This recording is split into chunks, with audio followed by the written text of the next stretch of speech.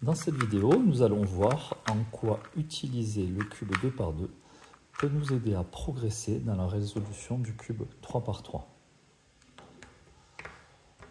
En fait, s'entraîner avec le 2 par 2 nous permettra de progresser au niveau de la deuxième étape, une fois que la croix blanche est déjà faite dans le cube 3 par 3, et lorsqu'on cherche à ajouter les coins pour finir la première couronne. Dans le cube 2 par 2, toutes les pièces en fait sont des coins. Il n'y a pas de centre, il n'y a pas d'arête.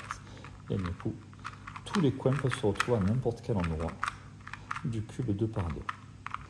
De la même manière, vu qu'il n'y a pas de centre, il n'y a pas de couleur attribuée. Donc je peux très bien essayer de faire la face blanche ici ou ici, ici, sur n'importe laquelle des 6 faces. Mais ce qui va être intéressant, c'est de choisir par exemple une couleur, donc ici le blanc, et de dire tiens, je vais faire une face blanche à cet endroit. Et donc on va s'amuser comme sur le 3 par 3 à essayer de faire monter les coins pour finir la face blanche. Mais il faudra avoir les mêmes bons réflexes que pour le cube 3 par 3. Ainsi, si je fais monter ce coin-là, ça ne va pas puisque je n'ai pas les mêmes couleurs. Puisque si je décide de faire la face blanche à cet endroit, et qu'ici j'ai du rouge, j'aurai forcément une face rouge à cet endroit. Donc, il faut que je trouve un coin où il y a du blanc et du rouge. Il est là. Donc ce coin qui est là, il va falloir que je vienne le placer à côté de celui-ci.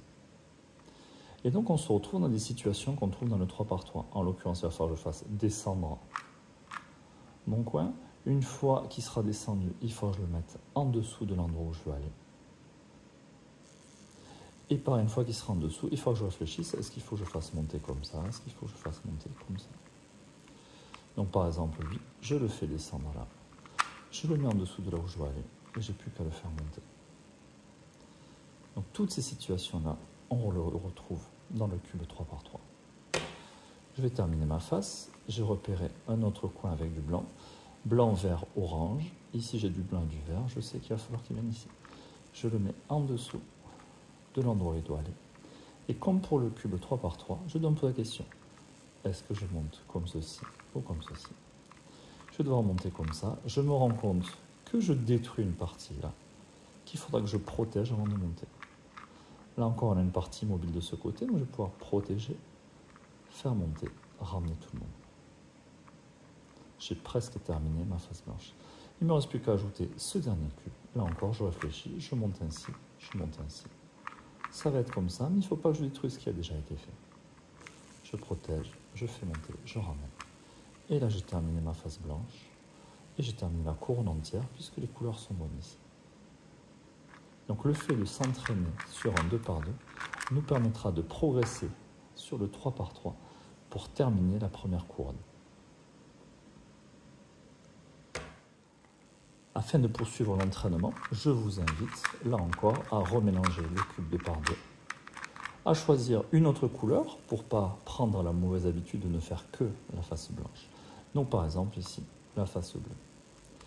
J'ai du bleu avec du blanc, je vais chercher un autre cube, un autre coin où il y a du bleu avec du blanc, c'est celui-là.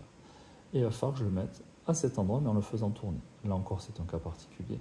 Donc je vais d'abord devoir le faire descendre, et ensuite le faire remonter. Le problème, c'est que si je le fais descendre ici, je me retrouve avec la couleur bleue en dessous, ce n'est pas ce dont j'ai envie. Je vais préférer le faire descendre par là. Au moins le bleu ne sera pas en dessous, qui va m'amener un cas particulier.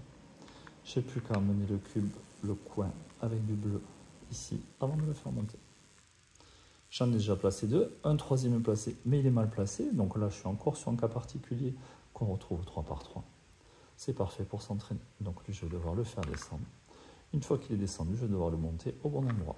Je le fais monter. Maintenant, il est au bon endroit. Dernier coin à placer en dessous de là où je veux aller. J'ai repéré ce mouvement-là.